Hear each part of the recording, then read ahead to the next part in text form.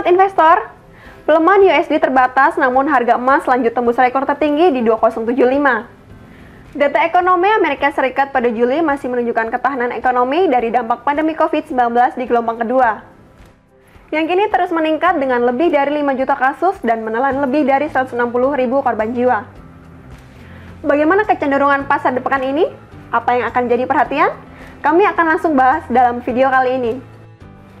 Ya, halo Pak Remen, apa kabar? Ya, baik Kak. Ya, apakah pelemahan USD akan berakhir pada saat ini, Pak? Rilis data ekonomi periode Juli Amerika Serikat mendukung US dollar, sehingga terhindar dari tekanan lebih dalam. Mulai data ISM, baik manufaktur maupun jasa, hingga data tenaga kerja seperti non-farm payrolls hingga unemployment rate, pekan lalu dirilis cukup optimis di tengah laju kasus COVID-19 di Amerika Serikat saat ini. Namun, kekhawatiran politik jelang pemilu Presiden Amerika Serikat 3 November mendatang dan ketegangan hubungan Amerika Serikat dan Cina masih membayangi. Dalam tabel berikut, bursa saham global kecuali Hang Seng ditutup menguat di pekan lalu. Harga emas akhirnya mampu nembus ke atas level $2.000 per troy ounce, ke rekor tertingginya, diikuti dengan kelanjutan kenaikan harga minyak. Namun rebound yield obligasi pemerintah Amerika Serikat tenor 10 tahun dorong rebound tipis dolar Amerika Serikat di sesi penutupan pekan lalu diikuti dengan dolar yen. Untuk pekan ini isu apa yang bisa diperhatikan, Pak? Ya, data ekonomi ya, dari pertama Inggris ya, data ekonomi Inggris, unemployment rate periode Juni pada hari Selasa jam 1 siang ya waktu Jakarta, estimasi lebih pesimis 4,2% ya dibandingkan sebelumnya 3,9%, jadi peningkatan tingkat pengangguran. Lalu yang kedua Eropa, untuk indeks ZEW Economic Sentiment periode Agustus Selasa juga pada jam 4 sore waktu Jakarta, estimasi juga lebih pesimis 55,3 dari 59,6. Lalu yang berikutnya Inggris, data GDP kuartal kedua hari Rabu jam 1 siang waktu Jakarta, estimasi lebih pesimis di minus 20,5% dari sebelumnya minus 2,0%.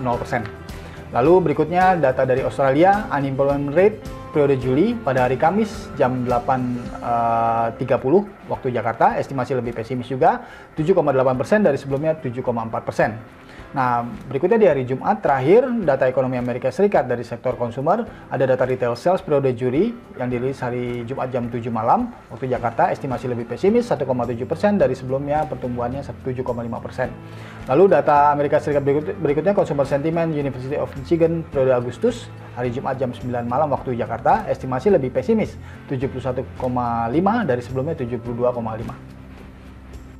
Jadi estimasi pesimis data ekonomi non-Amerika Serikat pekan ini masih akan jadi penghambat untuk tekanan US dollar ya. Nah, namun masih belum ada indikasi perubahan untuk tren tekanan US dollar tersebut. Jadi dampak ekonomi Amerika Serikat dari gelombang kedua COVID-19 masih jadi kewaspadaan di pasar. Untuk aset, apa yang bisa diperhatikan pekan ini, Pak?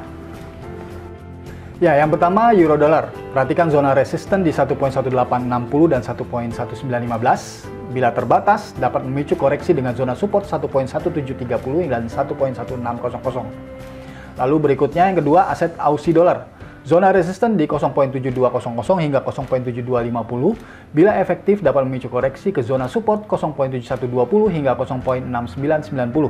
Dan yang ketiga adalah pound sterling dollar. Zona resisten 1.3130 hingga 1.3180.